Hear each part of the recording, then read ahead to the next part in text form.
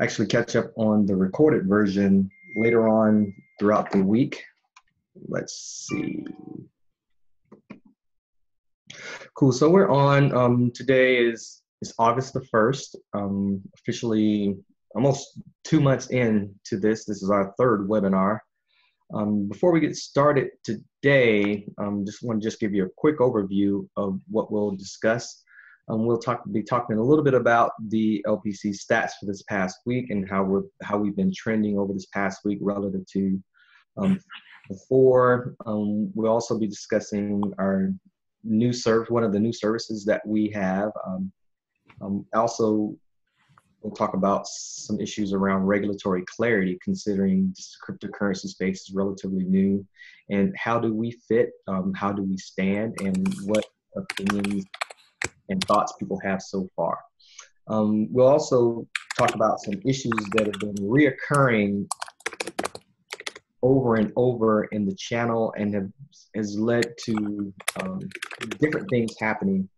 And that topic is really a part about social engineering. We'll also discuss the crypto bridge exchange, and somewhat related to social engineering is our brand, LPC brand, and the affiliations that we have. We also talk about some criteria for member additions. So as people look to get involved with the process, what does it take to become an official team member? What does it take to just be involved in what we have going from a technology perspective, from an economic perspective, and also just in general as a community? I think it's important now that we're growing, we're getting a bit more mature, we're increasing in our market cap, and as a result, we have to grow up a little bit in terms of how we present ourselves. We just ran really fast when we got started, and that's good, and we've gotten off to a great start with the team that we have in place. But there are a few things that we have to address like up front, and this is the purpose of this webinar today, to try to get some of those things out there and get some clarity in terms of where we are as a community. Okay, so I will share my screen and then we can get started. Share screen, and then I am going to click this and share. Okay, just put thumbs up if you can see my screen. Anyone? Thumbs up, thumbs down. Okay, good. So if Patrick can see my screen, I would assume everyone else can see my screen. Otherwise, just make a note in the chat and we'll go from there. So once again, we're talking about LPC stats. One of our new services that's being provided now for us with Stakes Cube, regulatory clarity, social engineering, crypto bridge exchange, brand affiliation, member additions. And I'm going to bounce back and forth between this tab and the LPC summary tab, so please forgive me. Perhaps I should do a PowerPoint the next time around. Okay, this was captured at around 9 a.m. this morning, GMT -5 in the central time zone. At this point in time, we had a price of $6.33 per LPC, with a volume about $1/3 of $1 million, or 30% of $1 million at 36.67 BTC. In general, the general cryptocurrency market is down. Bitcoin fell below the 8,000 mark, and we've had a small pullback in the market over these past few days, and surprisingly, we do have a market cap that's around $6 million. So it's somewhere around that, between 6.1, 5.9. But you know how the market goes; it could swing up and down a few hundred thousand in the course of minutes. So 808 BTC for our total market cap, which I think is good. And you're looking at roughly 83,000 Satoshi for an LPC. Now, our ROI is about 38 days. Looking at the paid reward so far, we have a pretty good amount, over 17,000, almost 18,000. the average reward frequency, because we've been increasing the network, providing more, having more and more masternodes added to the network, which is a good thing. Each masternode reward, or each block within the blockchain, is roughly 1 minute long. So because it's 1 minute long and you have 668 masternodes, just multiply the minutes by the number of masternodes, and that will give you an estimate of the average masternode reward frequency. So right now, it's approximately 11 hours, 12 minutes, and 40 seconds. So we've been getting some questions on the Discord channel. How long is it before we'll receive a reward for a masternode? And typically, it would take 2 full cycles. So what I would recommend is that you would wait at least 22 hours. If it's the case that you have 668 masternodes, obviously it may increase or decrease. But the rough estimate is the number of masternodes times a minute divided by 60. That gives you the number of hours. Take that value, multiply it by 2, and you will get the rough time estimate of when you would receive a reward. It may be a little bit earlier, maybe a little bit later, but for the most part, right now it's 22 hours. So just look at that average frequency time and then multiply it by 2, and then that will give you an estimate of, once you start a masternode, how much time it would take before you receive that first reward. And right now, as compared to last week, we have a supply of almost 1 million LPC, of a total supply of 21 million. We're crossing 1 million of 20 million. And at the same time, you're looking at the number of coins locked. Last week, when we did an update, we had I think it was 67% in terms of our masternode network value. This week, it's almost increased a full point, which is good, which means more and more people, or more businesses and or retail investors, they are acquiring the nodes for the long term. And I make the assumption that it is for the long term, because I don't think you just set up a masternode for a day. And once again, you're not necessarily going to receive a reward unless you at least have your VPS set up for at least 24 hours to receive that first reward. But right now, we have a masternode network value of about 68%. If you round it up, 69%. Once again, one of the top masternode network values of all of the masternodes listed on Masternodes Online. We have a masternode network value of around 0.83 BTC. Considering the recent pullback of Bitcoin, we're getting relatively close to 1 masternode being worth a Bitcoin. I think we're tracking pretty well there. But as you know, it goes up and down, but we're fluctuating, and that's expected in this market, considering that it's relatively new. Once again, market cap 6.1, masternode network value 68.69%, roughly 4 million. The nodes and wallets, this is my estimate, not necessarily the definitive guide. We're looking at getting an estimate based on a number of wallet downloads. But yet again, there may be wallets with nothing in it at all, and there were people who downloaded wallets but didn't necessarily install it. But I'm just getting, we're backing into the number of nodes and wallets just based upon the values that we have here, because it's 0 degrees of freedom. Once you're able to have the market cap, you have the number of masternodes, and you have some instance of what's happening in terms of the trading volume. Right now, the masternodes and wallets, the regular nodes and wallets is 26.7, roughly 27%, which is an increase from last week. And given that we looked at the volume here at almost $250,000, rounding up, if you round it up to 300,000 or 30% of a million, it's the case. Breaking this out, the 24-hour trade volume is around 5%. I think that's great, considering that a large number of retail investors and institutions or businesses, they've acquired masternodes at roughly 69% of the network. Another 27% is the nodes and wallets, and less than 5% at this point is actually on exchanges. Oh, and once again, I'd like to recap. Masternode Online only takes the volume that we have on our largest exchange, which at this point is CryptoBridge.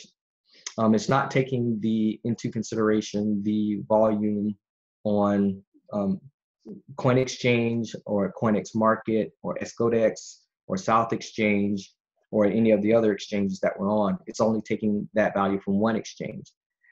In addition to that, on CoinMarketCap as well, they're only considering volume coming from 2 exchanges, and what they're doing is computing a weighted average of the CoinExchange.io and CryptoBridge. That is taking a weighted average, that is the volume that's on CryptoBridge as a percentage, and the volume that's on CoinExchange as a percentage, and multiplying it by the corresponding either price at that point, and then just combining those 2 values to get an overall composite value for LPC, the price point.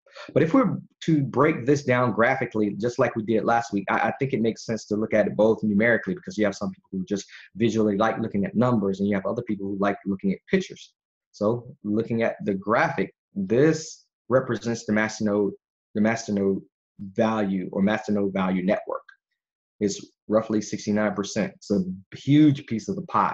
Those are the individuals who see value in terms of the team, the community, our value proposition, what we're looking to accomplish at the end of the day, the relationships that we have in place. And I think that's a great thing. I love to have this value to be somewhere around 80%. Very ambitious. I don't think I've seen anything like that in the Masternode, in terms of the Masternode coins, but that would be a great goal to shoot for. Right now, we're very close to 70% right now, so it's not that far off.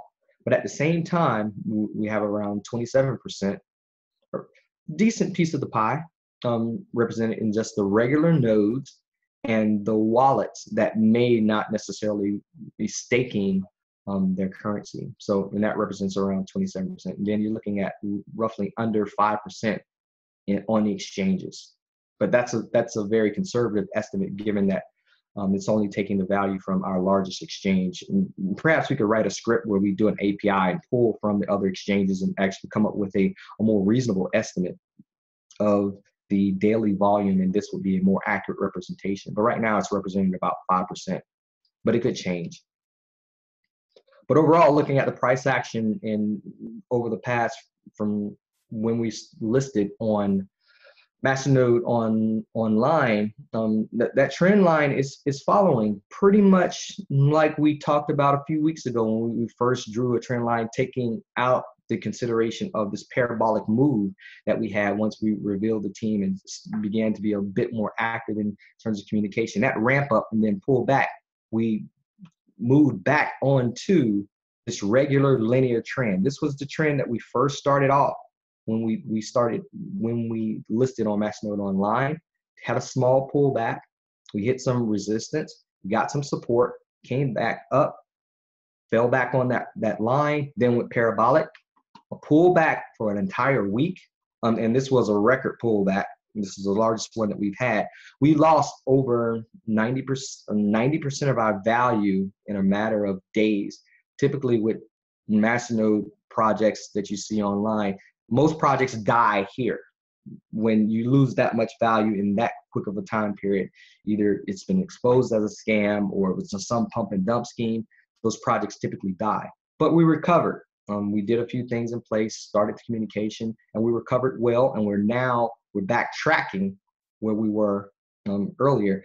Began on that trend of a parabolic move a past few days back, and did a pullback because the entire market pulled back, which I think it's healthy that you should have some type of pullback here. And then we hit a price point of around $4.90 some odd cents. But it's the case we found some support, and right now we're back over 6, or roughly around $6 and change. If you look at our past price action, we're getting some support here, and actually support and resistance around that $6 mark. So, excuse me, looking at it here, it's serving as some resistance value, breaking past that $6.07 and some change. So that's where we are in terms of the statistics of LPC. I think we're in a good position with a decent market cap, volume somewhat lower, and I think we need more volume for price discovery and things of that nature. But at the same time, very good Masternode value network, almost 69%, large piece of the pie, and we're still tracking on that linear trend. So I'll take a quick pause there to see if there are any questions from the community that we have so far on what I just covered. We do have one question, Damon, and it's hey everybody, it's Patrick. The question is, what would you say are the baseline stats the community should measure and aim to achieve? I understand there are many variables and there might not be an exact answer. Okay. What goals that should the community attempt to achieve? Yeah, the question is baseline stats. I'm not entirely certain what that means. Maybe the question asker can clarify a little, but you tell me what you think. Sure. In terms of statistics, I really would like the community to have a large Masternode value network. We already have that. We have over 50% of our coins locked up. That's good for a variety of different reasons. One thing that I do within the community is when we're either evaluating exchanges or based on the exchanges that we're currently on, I'll go out and test different exchanges or look at the Discord channel of some exchanges to see what problems are these exchanges having. And that's actually a related point that we're going to talk about a little bit later.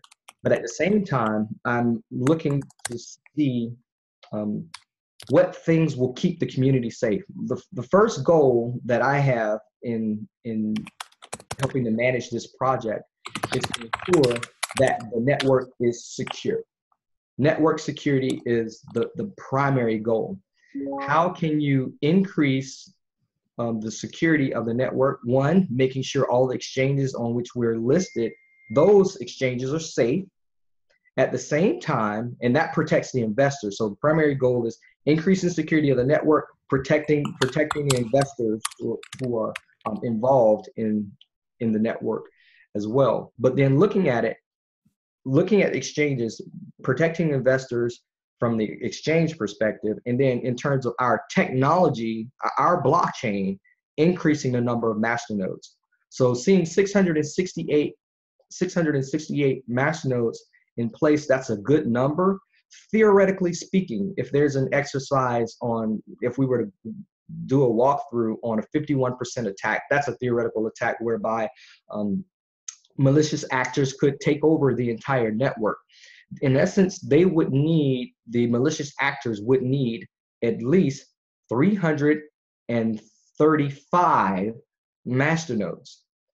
If a malicious actor had 335 masternodes in place and had malicious code within the wallet, theoretically, they could take over the network for approximately $2.1 million and some change. So if someone really wanted to take over the network, or a group of individuals were coordinating in a malicious 51% attack, in order to take over the network at the masternode level, you need at least 335 masternodes, in addition to all of the regular nodes that we have in the network. That number, I guarantee, is well over 668. So increasing the number of wallets, stake if you can, because your regular wallet, no matter how much is in it, if you have, say, 10, 20, 50, 100 LPC, you're utilizing your LPC to help protect the network. The more wallets that are online, the more wallets that are used as regular nodes for confirming the the transactions within the blockchain.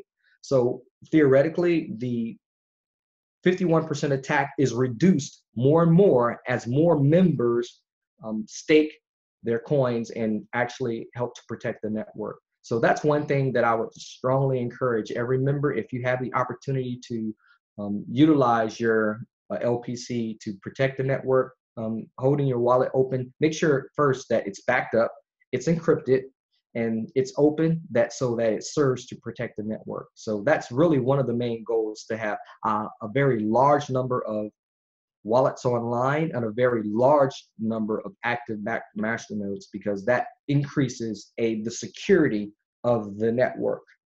I hope that makes sense. Very good. So if there aren't any other questions, this will lead me into a couple other topics for discussion. We talk about StakeCube. StakeCube is a proof of stake service where we can now begin, in addition to the other services that we have, to stake LPC. I would encourage everyone, if you haven't engaged in any staking services, just make sure to check those those folk out. I don't know if it's guys or it's just all guys or girls, but I'm just going to say folk for the most part. So StakingCube is another service that and partner that we have added for your convenience as well. And there are a lot of things that are in the works that we're just trying to solidify and go through. And with that said, that moves us into our next issue. Okay, we're about 2 months old, and this is regulatory clarity. We're 2 months old. It's at the point we got out of the gate really, really fast. Got a lot of momentum in the Masternode space. We achieved top 10 in record, top 10, top 15 on Masternodes online in record time. We're one of the top, according to looking at our volume, and even begin to looking at our market cap. We're one of the largest Masternode projects in the world right now. And that come with that level of accomplishment. And I want to thank everybody so far, all of the team members, the dev teams, all of the individual investors who said, okay, I'd like to help to do some coding around some aspects of the wallets, individuals who are doing work as a part of the community. Everyone involved so far, and all of the partners that we have to reach this point. But I do believe in order for us to grow more, we will have to begin to polish ourselves up. Right now, we came out of the box, just, I hate to use my French, well, kicking asses and taking names. That's basically what we did. Made it to a top ranking on Masternodes Online, got listed on CoinMarketCap, and according to CoinMarketCap, we're in roughly the top 1/3 of all cryptocurrency projects in the world. That's a huge accomplishment in less than 30 days. Roughly, our rank is around 530, 560, maybe even go to 600 sometimes. But we're one of the top 600 projects in the world right now in less than 60 days. That's something that you guys should be very proud about. And because of that, we're having to adjust our posture because, one, we're growing. 2, we're getting a bit more attention. 3, we'd like to continue listing on exchanges. Because of that, some exchanges now that we're working in the background to get listed on, they're requiring us to get some, say, opinions about our status. And I know some of you investors hadn't thought about it just yet, but I think it's important to know around what is our status. Are we a security? Bitcoin hasn't been considered a security at this point by the SEC or any other regulatory bodies. But I think it's a question that we should begin to seriously consider as we move forward. My initial thought, and this is my opinion, that we are not a security, we are a utility, in the sense that individuals, and I'm not, once again, let me state, I'm not a lawyer by any sense, but I'm just giving my opinion. Because you all are helping to, everyone who purchases LPC, you have an option of coming into this community and doing work and helping to secure the network. either by opening your wallets and having your wallet serve as a node in the network, and also utilizing 1000 LPC to secure a Masternode for private send transactions and those instant send transactions. Because of the regulatory clarity that exists at the moment, the SEC may move in one direction or another in terms of classifying Bitcoin as a security and going after these ICOs, which is another criteria that they look at as well. Okay, did you do an ICO? What benefit did individuals gain who worked on this particular project within the ICO? Did you do an airdrop? And if you did an airdrop, that potentially could be seen as some way of giving a security without necessarily going through a process of attaching it to some legal entity and actually giving some expectation of profit. So we've had conversations with a variety of different, and this has been over the past few months and recently over the past couple of weeks, we've had a lot of conversations with some legal experts and are engaging even our community as well, with who some community members are attorneys on the subject of regulatory clarity and whether or not LightPay coin is a security or it is a utility. And in our interactions, we even had some exchanges, informal exchanges with SEC attorneys. This is, at this point, it's informal because they say, hey, I can't speak on the SEC. I can't speak on behalf of the SEC, but then we can have a conversation. So now they're clearing, making clearance through the SEC officially to determine what things they can and cannot talk to us about in terms of our project. So I think it's good to stay close to some of the regulatory bodies and even some legal experts because this project is going to grow without a doubt. I'm 100% confident the project will continue to grow in value, will continue to get more partners, more people, more investors will come into the space. We'll have more masternodes. As a result, we won't be in the $6 million market cap anymore. You're talking at this point, say at tens of millions or even hundreds of millions of dollars, perhaps even reaching the first page of coinmarketcap.com, which is like one of my long-term goals if we're able to do it, not long-term, intermediate goals. If we're able to do it within the next 6 to 12 months, I'm ecstatic if we can reach that first page of CoinMarketCap. But at the same time, we'll need to orient ourselves appropriately. And I really think that's the theme of today's call or webinar, to talk about issues around how are we oriented? Are we a security or are we a utility? And I have several reasons for me personally, and like I said, I'm not an attorney, to believe that we are a utility and not a security, which is a very important distinction. And because some exchanges are going through, which I perceive it at this point as an academic exercise, but may turn into a practical exercise at some point, to the degree that regulatory bodies are beginning to make inquiries to these exchanges and say, okay, let me know, tell us about all the coins that you have. Are they securities or are they utilities? And then the exchanges can say, hey, here's the legal opinions that we have from all of the attorneys representing all of the projects, and they've given their opinions, and you can sort out what's a security and what's a utility.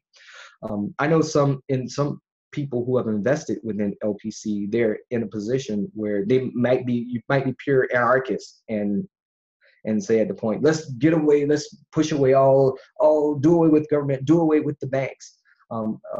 There may be others who are of the opinion that there should be a nice mix. And my perspective is at the end of the day, there should be a nice blend whereby we'll be able to interact with educational institutions like we are, with corporate entities like we are already, and at some point with the local governments. I do think there should be a balance, even though there are institutions of eroded trust, either in governments around the world, in terms of things that they've done to done in the past. Say, for instance, when you're looking at the financial crisis and the banks and say national governments looking at the financial crisis, that was an event that eroded some trust with the people. And me personally, I know everyone here has some story about what happened during the financial crisis, which spurred on this revolution by the people. And we all have our own stories. We all know people, either experienced ourselves or know people that went through that experience. And as a result, there are institutions of eroded trust. And some of those institutions of eroded trust are either at the federal level, or may even be at the local level, not only within the United States, but across the world, where the crisis had the economic conditions were such that it impacted everyone involved. So considering that we still haven't recovered fully from the 2007-2008 Great Recession, because we're still going through this process of quantitative easing. If some of you aren't familiar with that, I think you should just do a quick Google search on quantitative easing to learn a little bit more. But for the most part, because of the institutions of eroded trust, because of the development and the innovations in the cryptocurrency space, in serving as an alternative to the market, I think there has to be some balance. The institutions of eroded trust, there are some banks that are beginning to pull or beginning to extend an arm out to the people and say, hey, we believe in cryptocurrency as well. For instance, you look at the investment that USAA made into Coinbase. And now if you log on to Coinbase, you can directly add your cryptocurrency wallet to your bank account. I think that's more, and USAA is a bank in the United States that primarily serves veterans of the United States military.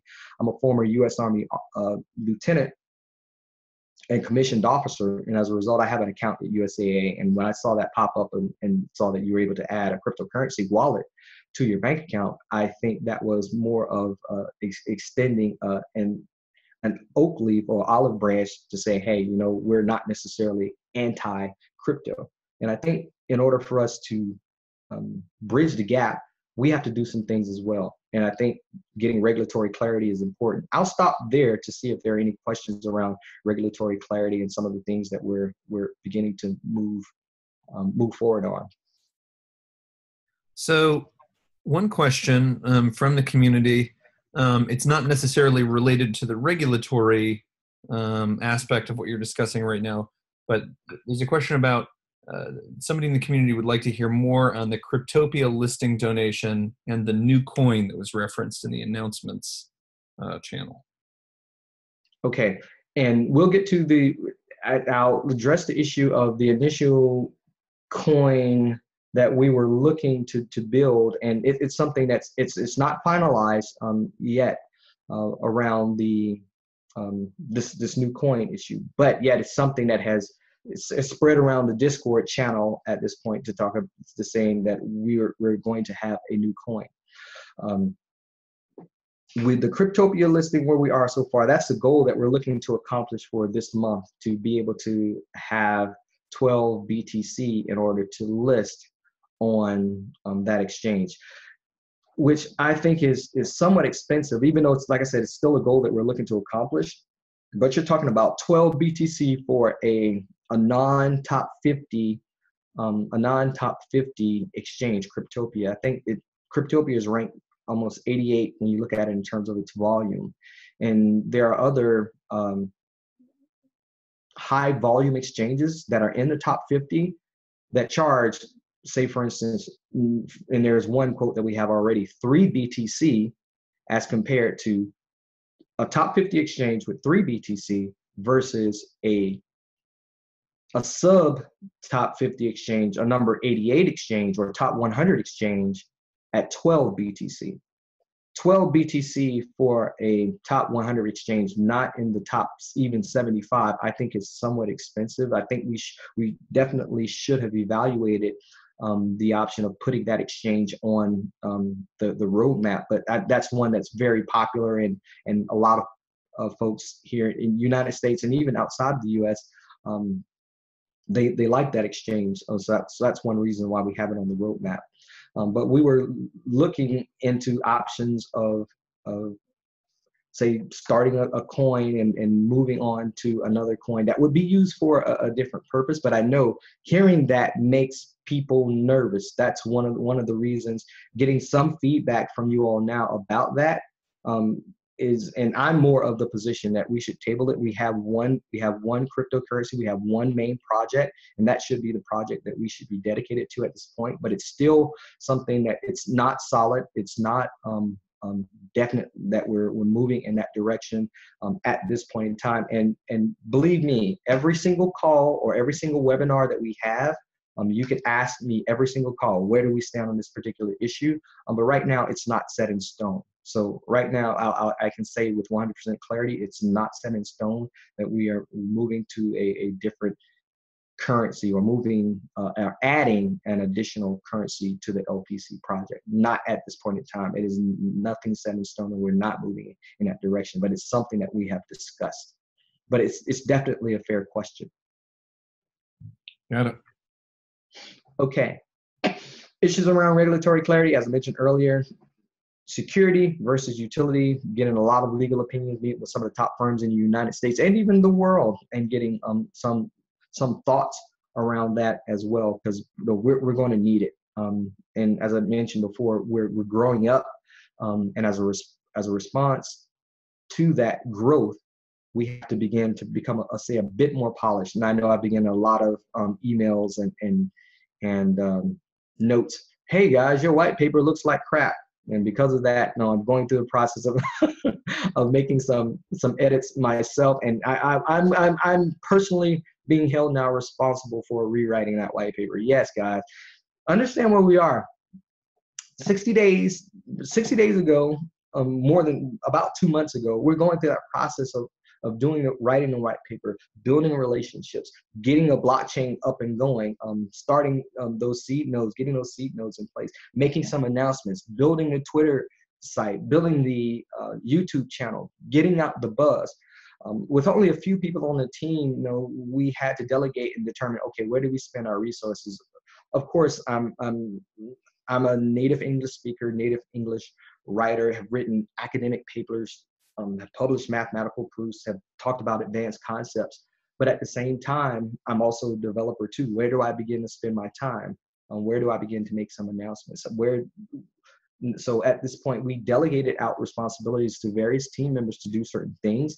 And the goal when we were first getting out of the gate, and still to this day, is minimum viable product. If some of you may not necessarily be familiar with the startup space, within the startup space, there's this new concept of beginning to create a product or a service and getting it out to the market as soon as possible, and beginning to iterate on that product and or service as customers begin to interact with it. You all, investors within the cryptocurrency space in general, you represent a very special type of person in the sense of adoption of technologies. You're at the bleeding edge. You're at the cutting edge. And reading some of the books around, say, looking at, there's Clayton Christensen, some of the books that he's written as well around innovation and describing different types of people. You're the very early innovators. You're out front. You don't necessarily, you're the type of investor or individual who would wait 2 days in line to get a fresh pair of shoes or new technology that's just hit the market. You may not necessarily be as concerned about how functional it is, as long as it works to a certain degree and you're first. There's something about your orientation that gives you a level of pride of being out front, being one of the first to say, yes, I tried this particular piece of technology when it was in beta. And as a result, that's the orientation that we were building for. Let's get the bare minimum viable product out. Let's get a working blockchain. Let's get a white paper out. Let's begin to get a web page up. Let's get all the things in place that checks all of the boxes from a minimum viable product perspective.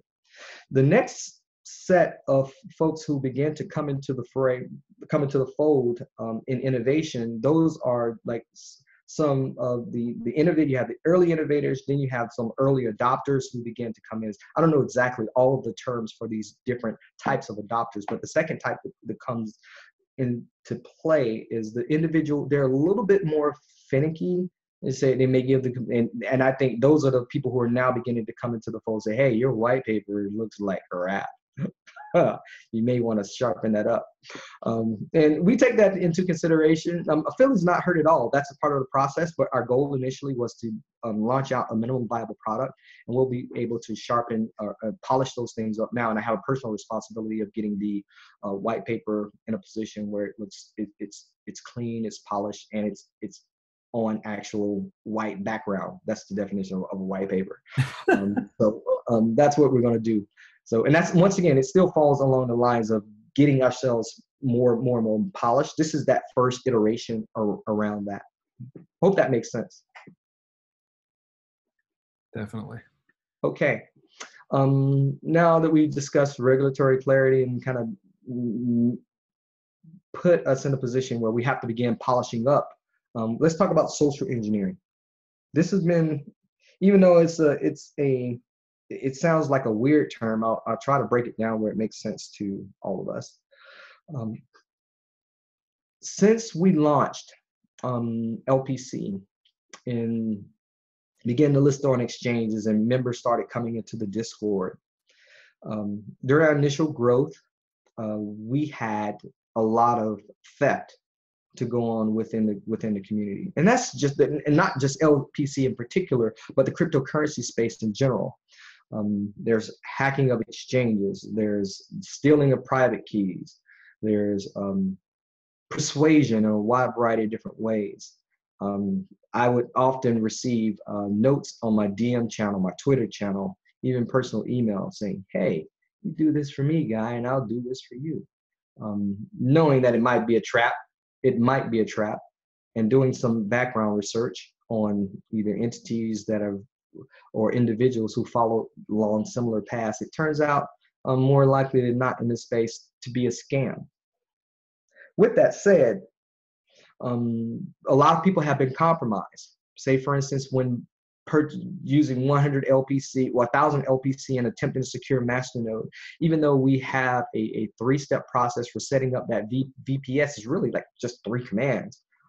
It may be difficult for some to set up those, set up a Masternode because there's a process of getting a VPS, being able to launch it, being able to log on, make sure when you generate your keys are kept private. No one sees those keys at all. And people go through the process of, they may get stuck either in setting up the local wallet or configuring the remote wallet on the VPS.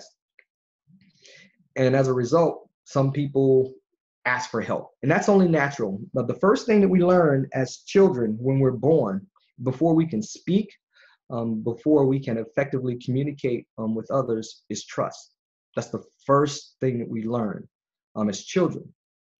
As little babies, that's the first thing that we learn. It's not a concrete concept and something that we can touch and feel. It's based in emotion. It has some level of logic to it, but as a kid, you can't reason at all. It's based upon some innate characteristics of bonding that you have a child with its mother. So you do learn that bonding. You do feel some level of trust, and that's the first emotion. Considering that it's the first emotion that we learn, and as children, as Homo sapiens, we engage in this process with other Homo sapiens. If you don't know anyone at all, you have an expectation of trust.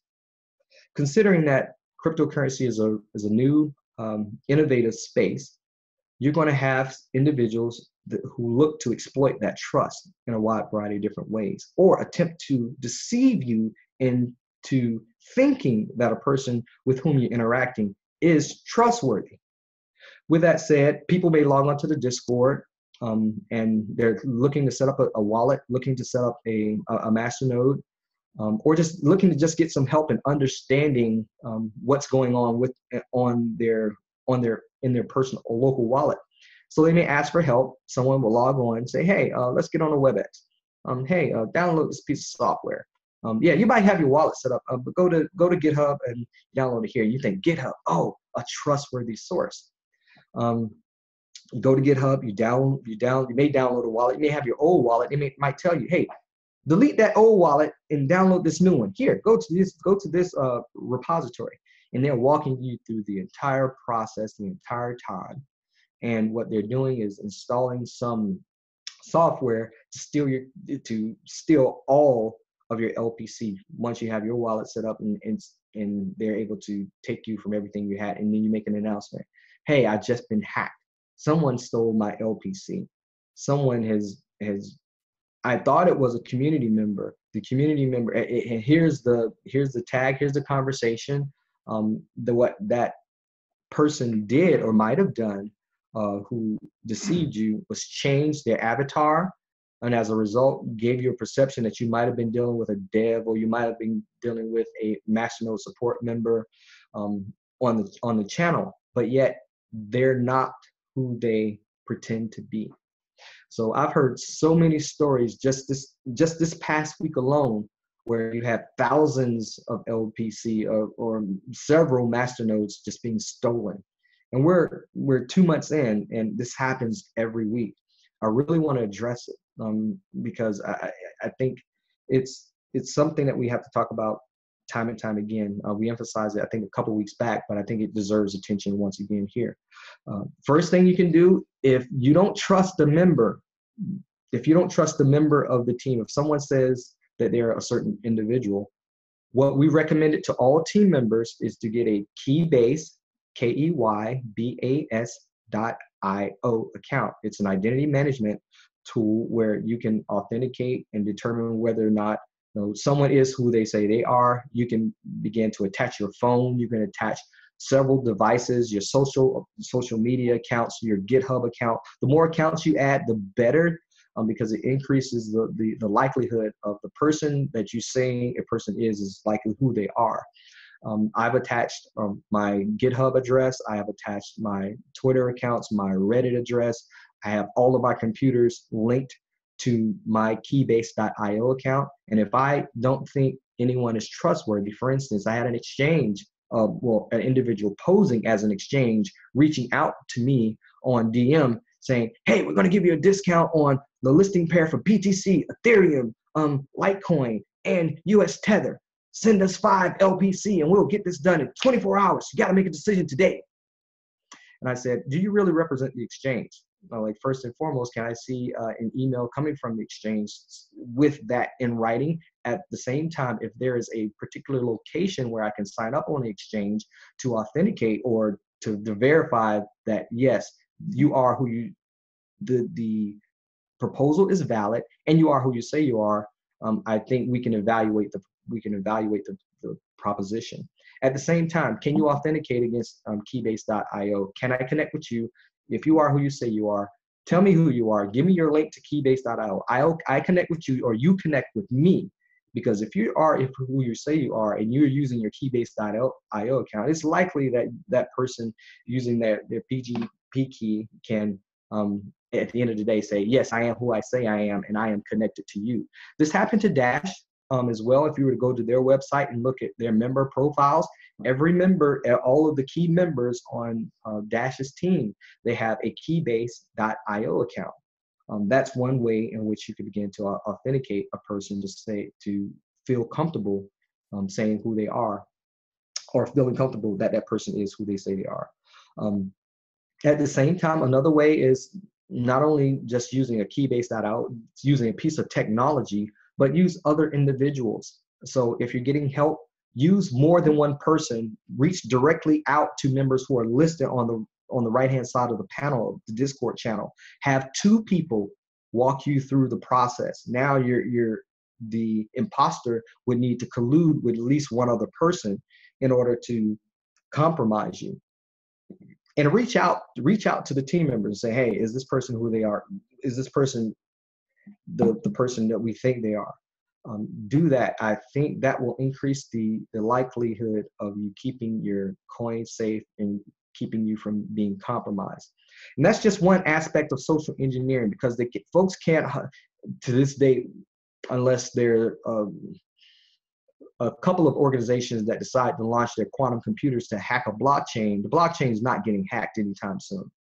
And right now, there are really two organizations that I know of that actually have quantum computers to hack the blockchain.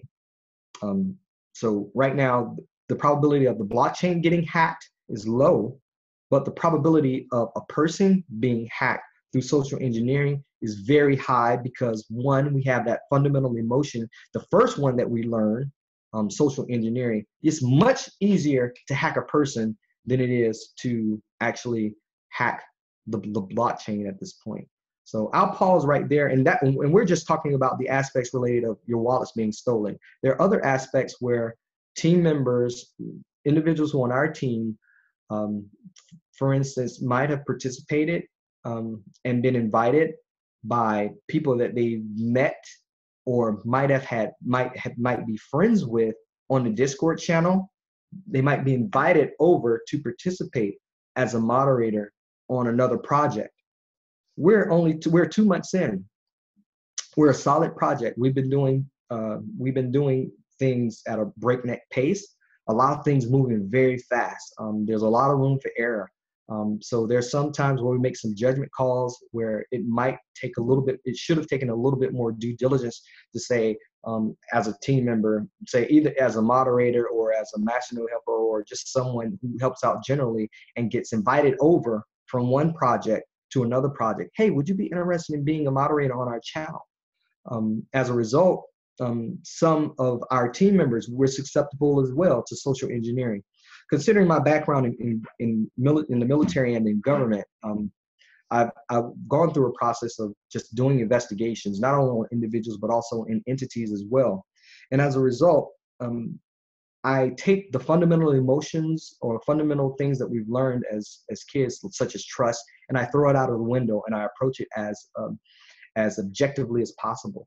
This is why I go through levels of scrutiny when new exchanges approach me on a regular basis, or go through scrutiny when individuals say, oh, I want to be a part of the team. And then there's certain criteria we put in place. And I'll talk about that lastly when we talk about the tech echo community that we have.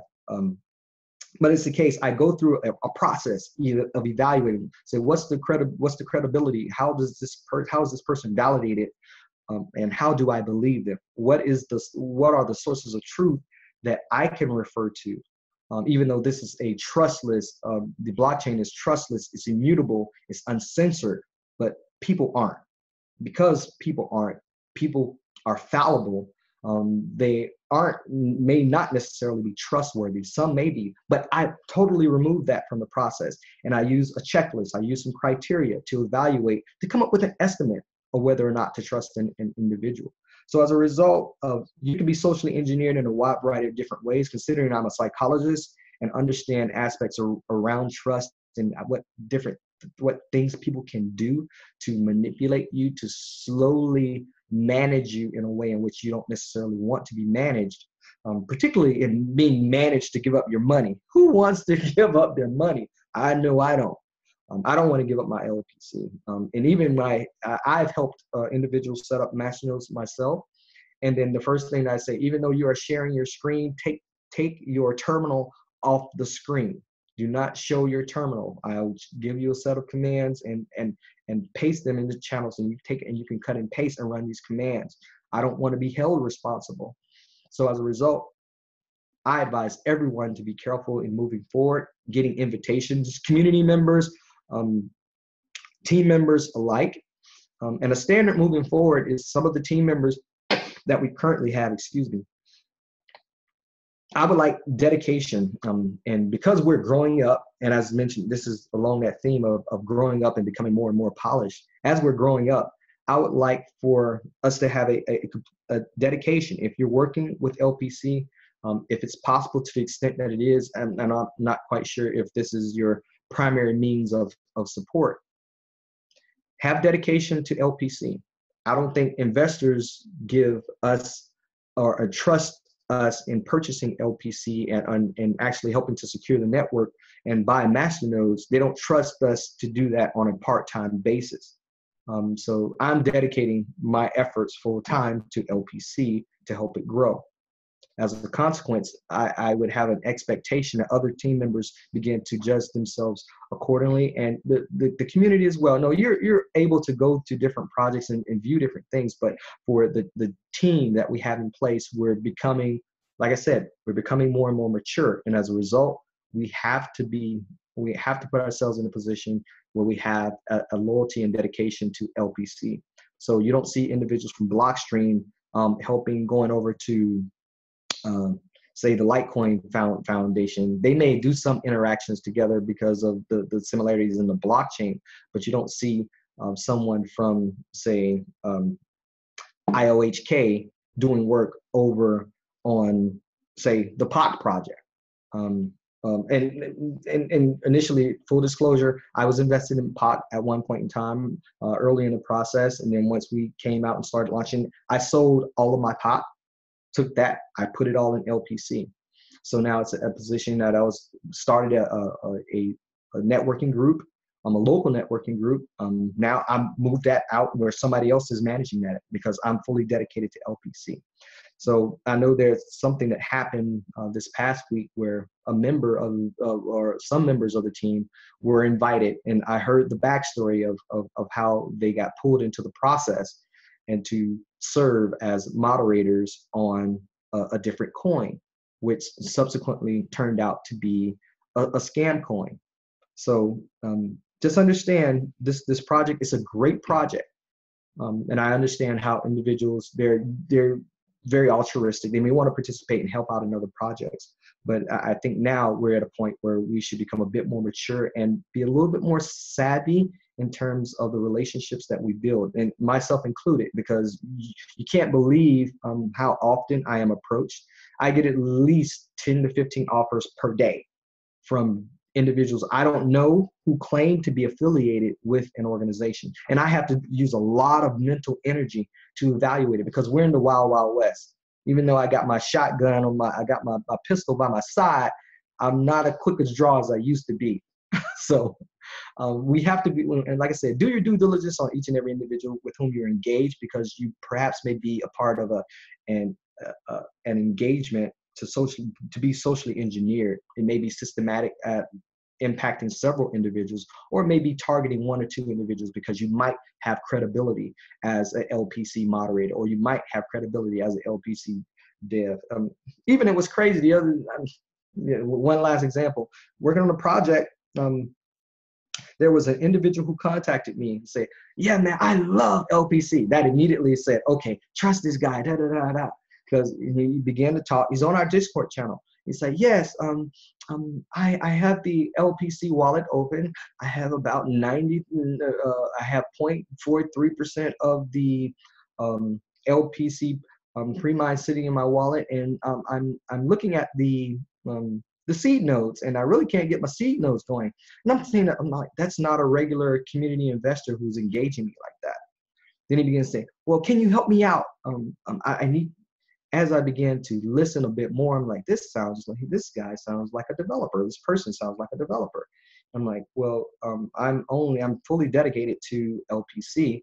It seems like you're working with LPC. Say, yes, I am working with the LPC fork code. I'm like, fork code immediately made me think, okay, you forked the code. I'm not against anyone forking the LPC project, but yet there's a developer looking to start a project who forked the LPC code, coming to me asking for help on getting his Genesis block going. I clearly had to pump the brakes. I'm like, hey, guy, come on now. It's an open source project. Yes, anyone's welcome to fork it. But at the same time, you can't solicit me to help you launch another blockchain. That's a pure conflict of interest and violation of the fiduciary responsibility that I have, not only to the this organization that we're running here with LPC, but also to the investors. So don't open yourself up to social engineering. You should go through a process so that you're not manipulated in a wide variety of different ways. And each of the individuals, I know there might be some people here who were investors in LPC but then went over and might have been involved in that other project. And as a consequence, got burned because they saw moderators who also, once again, there was a campaign, and they got invited, went over, was engaged in the process, found out it was a scam, made an announcement, came back over, and now you have members who did go over because of the trust that was built in this community that was leveraged and taken over to a nefarious project. And that kind of hurts now that you have some members that were compromised in that way. But I would encourage each of the moderators or some members who might have been involved, you reach out to those community members and have that conversation. Don't have that conversation with me, asking me for forgiveness or asking me to trust you again. No, it's an issue where you have to engage with those individuals with whom they put their trust in you, and as a consequence was compromised. This is a decentralized organization, and as a result, it comes with this freedom comes a great level of responsibility. And I just want to be able to put that out. Even though it sounds like this is church right now, I'm a full hour in. I'm not even halfway through, but I think this is so important that we have to talk about it. And social engineering, like I said, guys, if you want to talk to me directly about it, just come and let's have a conversation and we can move forward from there. Let me pause right there to see if there are any questions on social engineering, because this is turning into a 2-hour talk and it shouldn't be. Nothing from the community just yet, I don't think.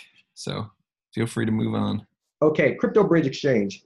As I mentioned earlier, guys, because we're going through issues, the goal for this project is to help to drive LPC and grow the blockchain so that we can increase not only the number of regular nodes, but also the number of master nodes, which helps us to prevent a theoretical 51% attack.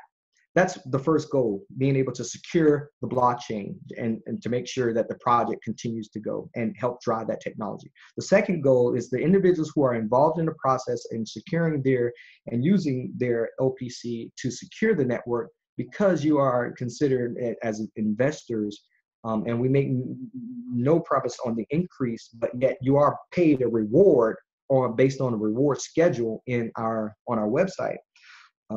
Because of that, I'm looking out for your best interests. Things that I do on a somewhat consistent basis. I go to every exchange and I at least try to do some type of transaction. I'll also, if the exchange has a Discord channel, I'll go check out that Discord channel. And then I'll look at the support tickets on that exchange to see if there are any problems on that exchange. Starting out with Crypto Bridge, admittedly, I didn't go through that process fully. As a result, there are some things that are happening and continue to happen on Crypto Bridge Exchange, and I think we've helped them grow, without a doubt. We've helped Crypto Bridge to grow. Right now, I think it's like 100, anywhere from 110 to like 115 in terms of its market cap, in terms of its 24-hour volume, and it's a decent decentralized exchange. Nothing against Crypto Bridge in terms of its concept of decentralizing the exchange and having members to be able to go through the process of buying and trading for either LPC or BTC.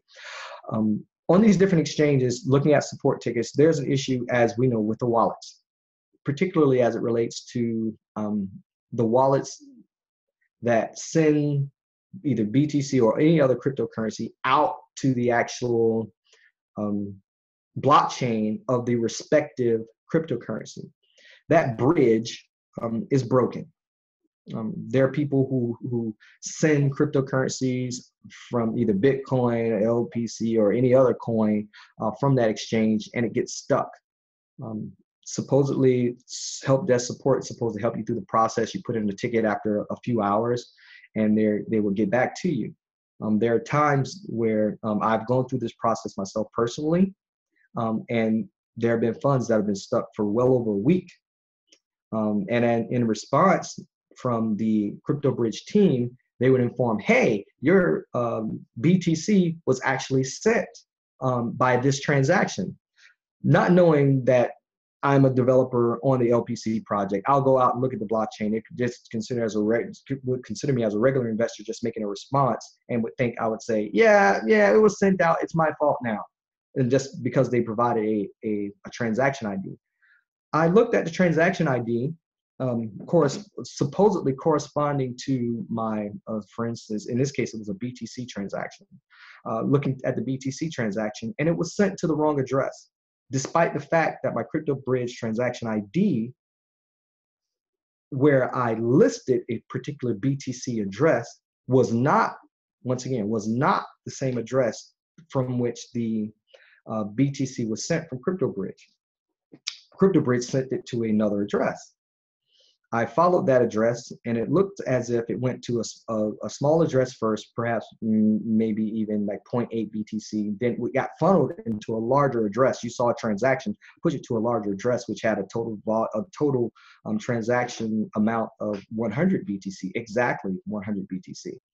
And I went back to CryptoBridge and say, how can you say that this is my transaction when it's the case I have an address that was stamped on the CryptoBridge transaction, and here's the transaction ID, and here is the address. I say, hey guys, I think there's a possibility that you might be vulnerable. So as a result, CryptoBridge didn't necessarily communicate it with me. I offered for them to come on to the call today to try to explain what's happened with the wallets. And actually, there's another person that I know as well who has gone through the same issue. After going back and forth with them almost a week, they disclosed to me, I made an explicit request. If you can't handle my problem, take yourself off my ticket. So it moved from one moderator to the next and got moved to CB Tech Report, not Tech, but CB Tech, who actually is one of the devs or the dev team. So I offered for the dev team or send one of their representatives on to the call today to talk about the security on their site. After going through some exchanges previously with some of the admins on help support, they said, hey, our main goal right now is to focus on security. I'm like, well, why are you focused on security? You should have been focused on security from the outset. You don't, like when we launched our blockchain, that's one of the main goals that we had taken into consideration. How are we securing the blockchain? Basically, you have wallets, you have regular nodes, and you also have masternodes.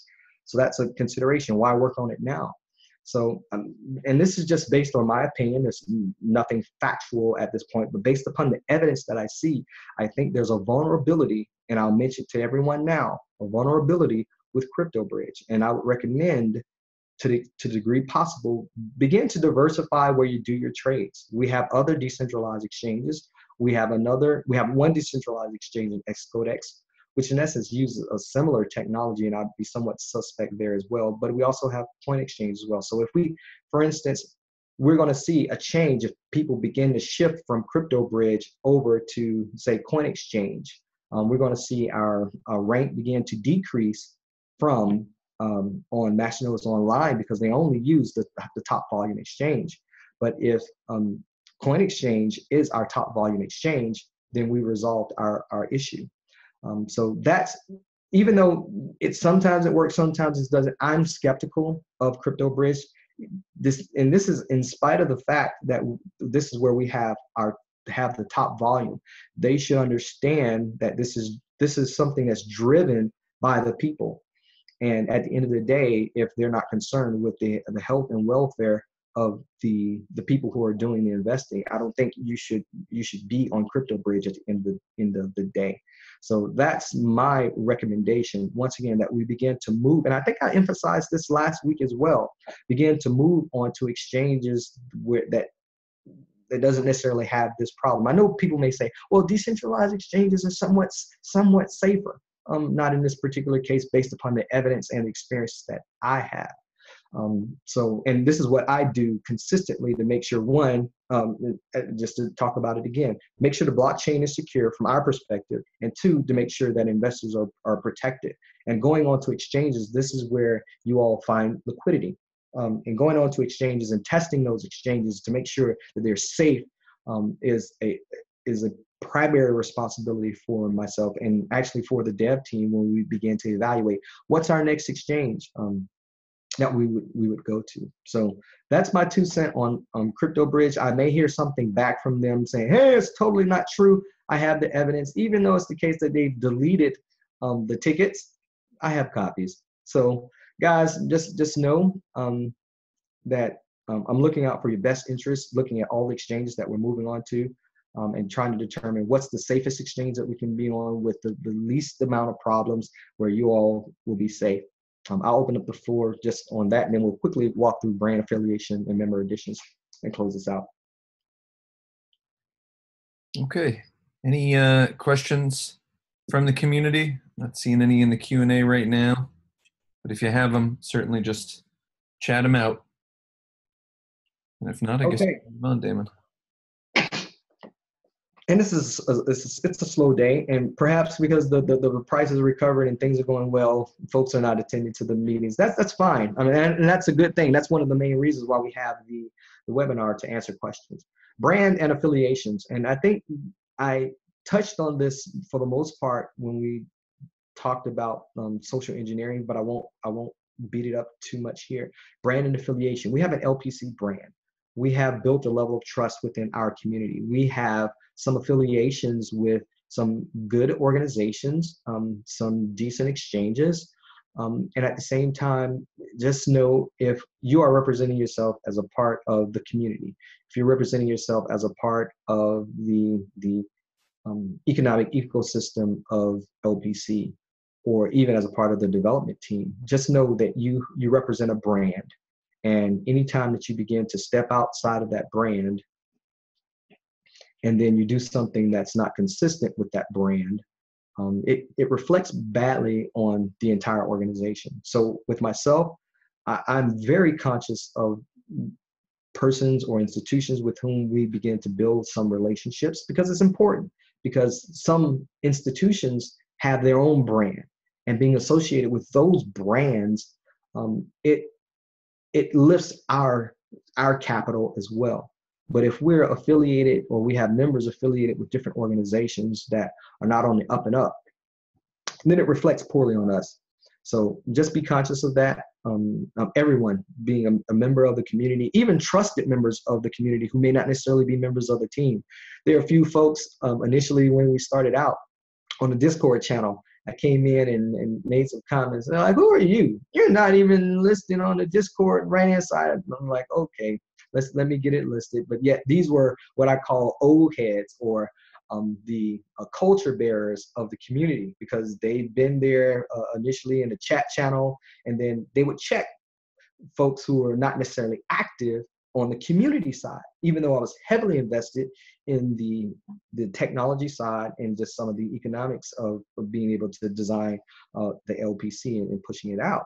But yet not necessarily known as the community. I didn't have a lot of credibility in that space, but yet that community member has a lot of credibility in the LPC community. And if that person, for instance, is socially engineered or begin to have an affiliation, then people might say, hey, he was associated with, even though he's a member of LPC, very well trusted, outstanding member of the community, but yet he's bringing some riffraff, if I can use the term riffraff, into the community. Those are the things that you want to try to watch out for.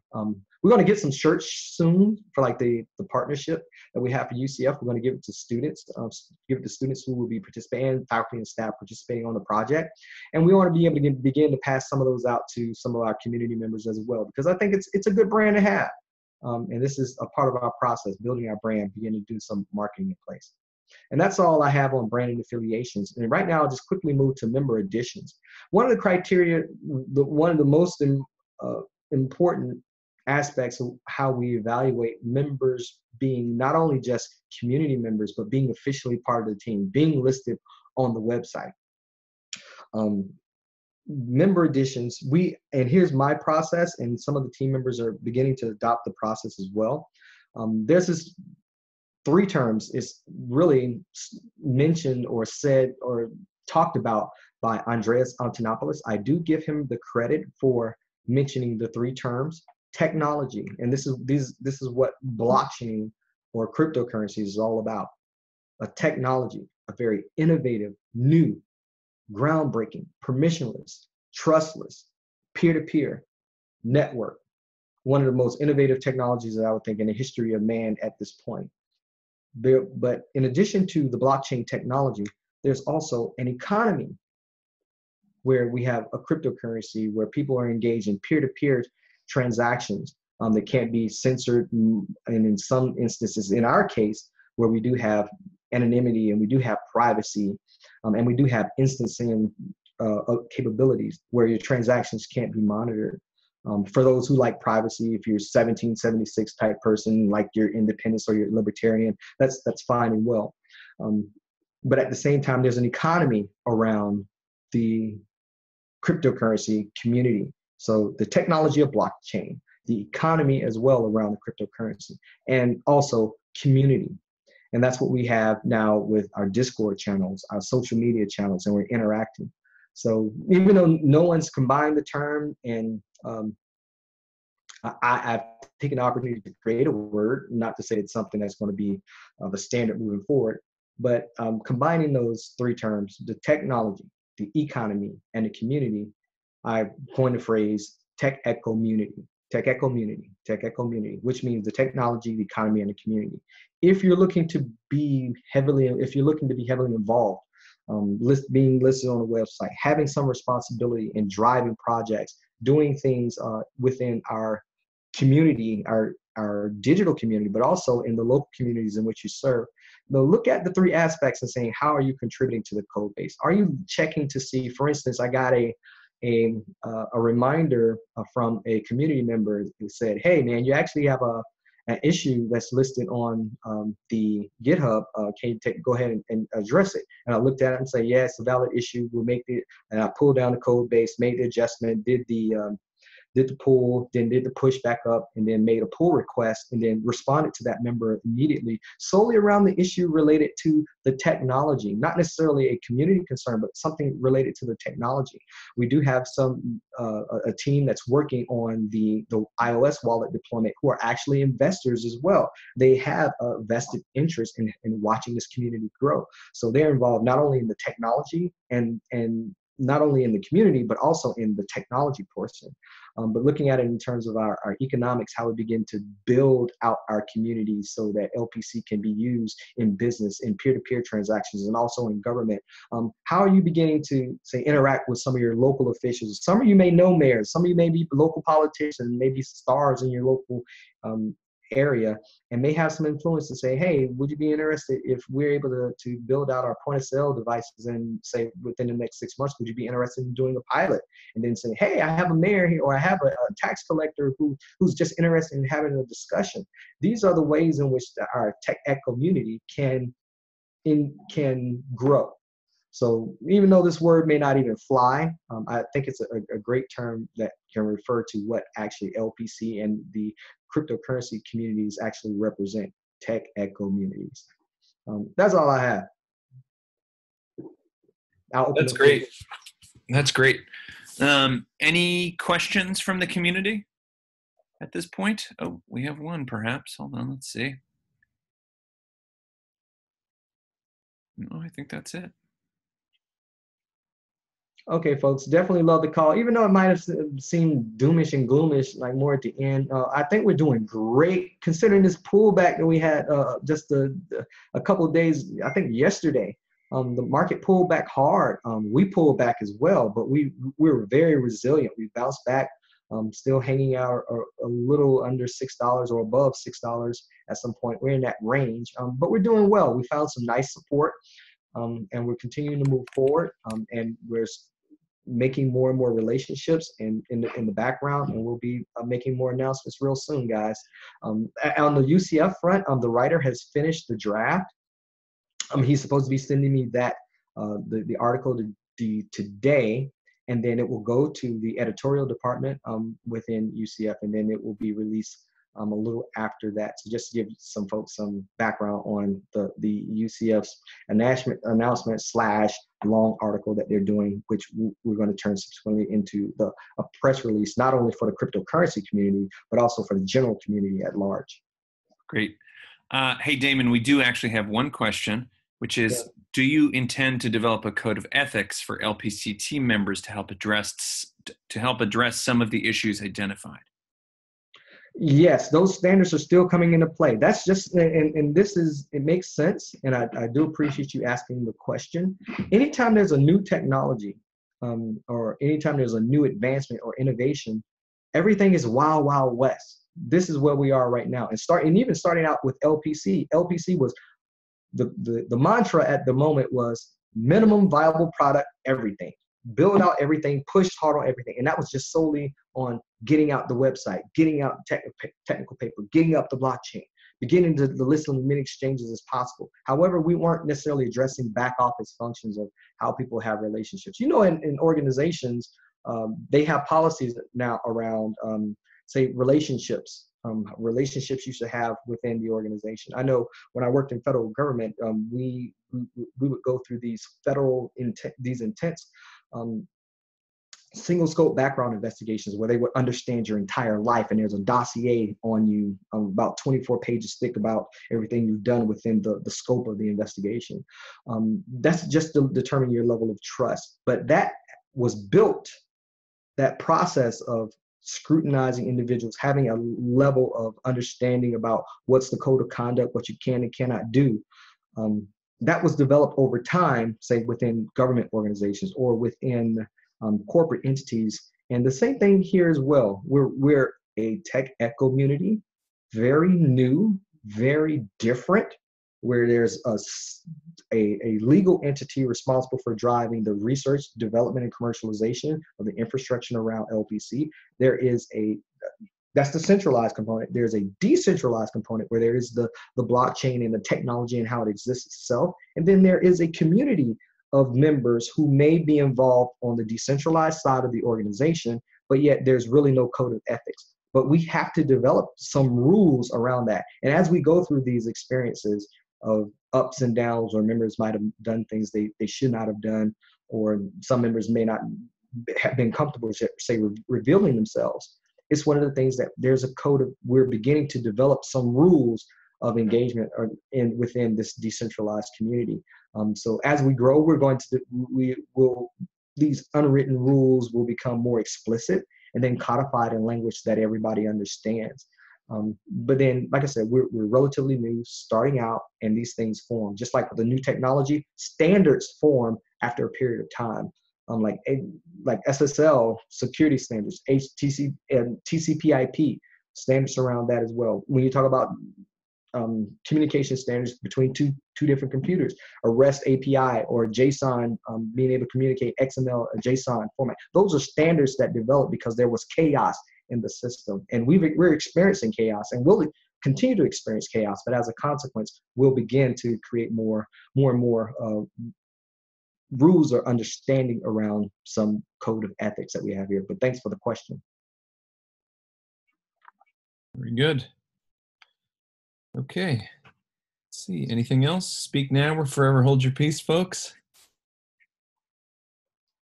It's an hour and a half. I think everybody's ready to get off the line now.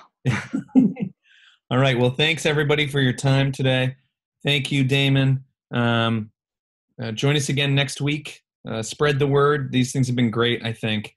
Great opportunity to sort of check in with the team, and, you know, hear about the sort of what's coming down the pipe. So let's keep it going.